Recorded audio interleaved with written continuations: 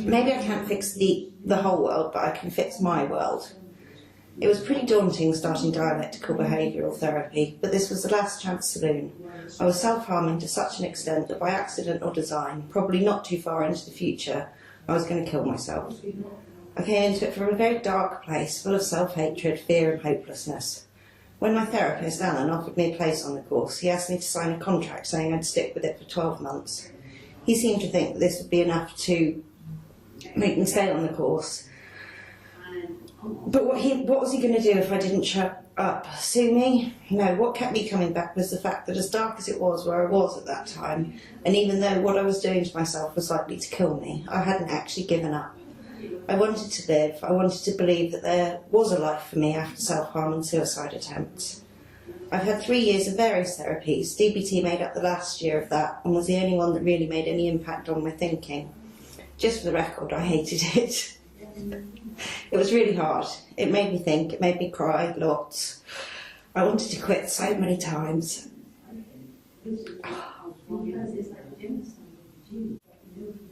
Sorry. Some weeks it was even impossible to make myself go. And I certainly had long periods throughout the year when I didn't think I was making any progress at all. I felt all that and I kept doing it anyway. They don't make promises in therapy, but Alan said that the goal was to find a life worth living.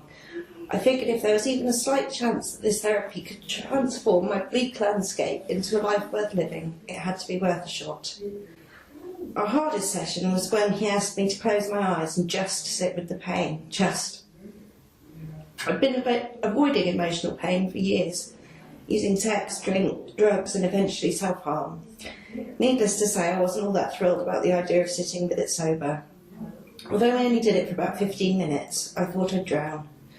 I didn't. Alan wouldn't have let me. He showed me how to use DBT to confront my suffering. He taught me to swim even when life's current was flowing against me. He gave me tools and showed me how to use them. He didn't do any of it for me, but he was about the best teacher I could have hoped for, and I still use the skills he taught me every single day. DBT is about accepting that you can't change what went before. You don't have to like it or approve of it, but you can't change it. How you react to it and what happens next, though, that's all on you. For me, it's the end of the course, and a year later, I still hate therapy, but I love what it's taught me and the person it's helped me become. I'm going to be okay. No, I am okay. For me, the keys were about not avoiding my feelings, going after the things in life that I found meaning in, and having the faith in the value of my own choices. That's manifested in all sorts of ways. I started my own furniture restoration business, and while it's hardly making me rich, I get by. I used to have a flash job and a flash car and a flash house. DBT helped me to see that I didn't really value those things, so they had little meaning to me. But it might teach you that you do value those things and help set you on the path to getting them. The other thing they're big on in DBT is that there is no one right answer. What's the meaning of life? Whatever you want it to be. That's the dialectic. That's DBT. I've helped open a bee sanctuary, started a charity that helps addicts connect socially in sobriety, and I'm currently on a community art project entitled Happy New Year Penzance from Your Homeless. These are the causes that are important to me, but I'm afraid you can't have mine. You have to work out what yours are for yourself. That's hard. That's really hard. Therapy didn't give me a roadmap to follow, and creating my own was probably the hardest part. I so wanted someone to come along and say, just do X and Y and you'll be well. I got so frustrated that I didn't know what I wanted to do. What would give my life meaning? It's very big questions.